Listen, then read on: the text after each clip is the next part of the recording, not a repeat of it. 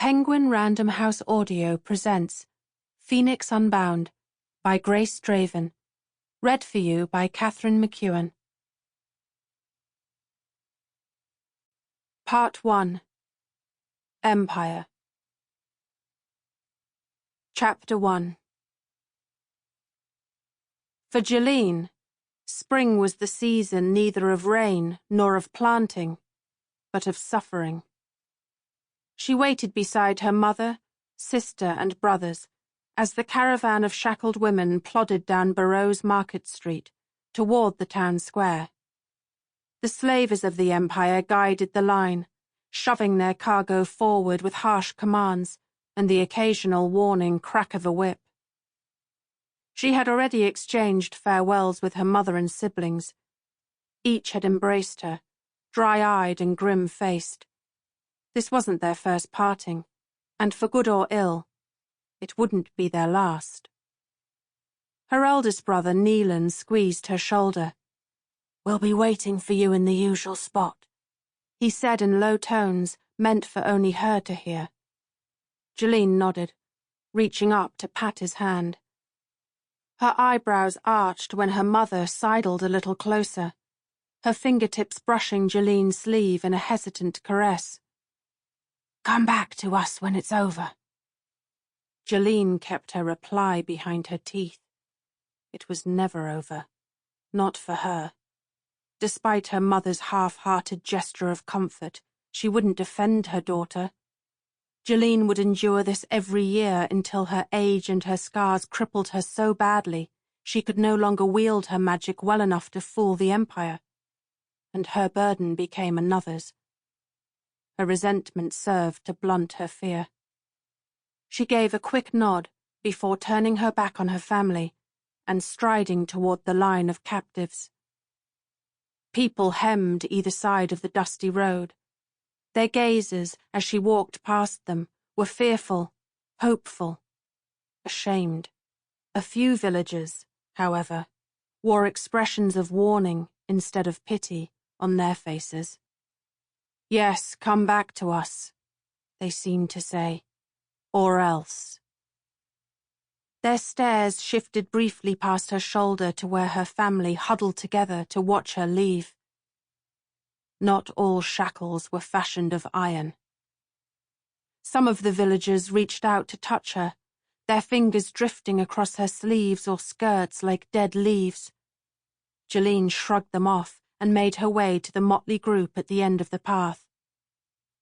One of the slavers snarled an impatient, "Get in line!" and shoved her to the end of the queue. A few of the women stared at her empty-eyed. Others wept and wiped their noses on the backs of dirty hands, their chains rattling as they raised their arms. Another slaver approached her, a pair of manacles dangling from his fingers. He gave her a black-toothed smile as he snapped them around her wrists and tethered her to the woman next to her. "Pretty jewelry," he said, and shook the shackles to show there was no breaking them. The vision of the slaver enrobed in flames and shrieking in agony almost made her smile, but she kept her expression blank and dropped her shoulders in a defeated sag. She had learned years earlier that a broken captive didn't incite the whip as often as a rebellious one did. Barrow was the last stop on the slavers' route to retrieve the living tithe the Krail Empire imposed on its subjects for the annual celebration known as the Rites of Spring. Gilene was the last tithe to join the others before they set off for the capital of Krailag. She settled into the lurching rhythm of the chained line, dreading the 4-day march ahead of her, and its final destination even more. Except for the chain rattle of shuffling feet and the bark of orders from a slaver, all stayed silent, fearful of the stinging flick of the whip. Their journey was as miserable as it had been the previous year, and the year before that, relentless marching under a spring sun that beat down on them with the promise of a brutal summer, nights spent huddled together for warmth as the remnants of winter rolled in with the twilight and whittled through clothing and skin like a knife. The night before they reached the capital, Gilene curled into the back of her chainmate, a prostitute named Pell, and closed her eyes to the lullaby of chattering teeth and the soft sobs of her fellow prisoners. Her feet throbbed, but she dared not remove her sandals for fear of peeling away layers of skin from the many blisters. She smelled the city's reek long before she saw it. When the great walled capital of the Creole Empire came into view, some of the women cried out their relief at the sight. The slavers laughed, yanking on the chains hard enough to make some of their captives stumble and fall. Gilene helped a fallen Pell to her feet, before the man, fondest of bestowing the whip's kiss, strode toward them. Her fingers burned hot, earning a startled look from the prostitute, before Gilene let go and stepped away as far as her chain length allowed. She forced down her fury, before the tiny sparks bouncing between her knuckles grew to flames. Patience, she silently admonished herself. The slavers herded the women onto a wide paved road that led to the colossal main gates.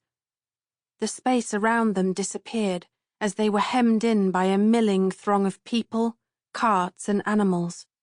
The noise was deafening, and the combined smells of sewage and unwashed bodies made her eyes water. She lifted her hands to cover her nose, the clink of her chains lost in the cacophony of shouting people, bleating livestock, and creaking wagon wheels as the masses heaved and rocked toward the gates. Guards perched at their watches high in the two towers flanking either side of the gates, idly watching the crowd, many of whom had come to attend the rites of spring, as it squeezed its way into the city's confines. They casually dropped garbage and other offal on people as they passed beneath them, their raucous laughter carried on the fetid breeze. A guard leaned out of a tower and shouted down to the crowd, "Any pretty flowers this year, Dolch?" The slaver closest to Gilene yelled back, "Does it matter? One roasted hen looks much like another." Laughter followed his reply, along with faint weeping. Gilene growled under her breath. A roasted cockerel looked like any other as well. She wanted to burn them all, every last one of them. But she was only one woman with limited power, a power she'd drained to the dregs just so she could survive this madness and keep her compatriots from suffering. They were whipped, shoved, and cuffed through the narrow closes that branched off the main road like strands on a debris-littered spiderweb. At the web's center, a man-made hill rose, its top crested with the emperor's palace. Temples, manors, and bathhouses marched up its sides, and at its base, the arena crouched. A circular, roofless amphitheater, whose sole purpose was to entertain Kralag's citizens with blood sport and brutality. It was known as the Pit, and to it the slavers herded their charges. They reached the pit's outer walls and an entrance closed off by a barred gate, manned by more guards.